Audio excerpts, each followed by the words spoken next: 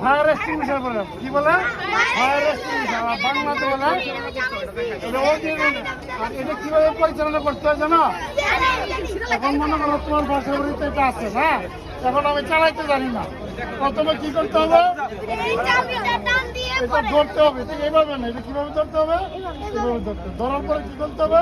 এটা কি বলে? সেফটি, হ্যাঁ হ্যাঁ, খোলার পরে এটা হলো পাউডার, হুস পাইপ, হ্যাঁ হ্যাঁ, এইভাবে তাক করে মারতে হবে।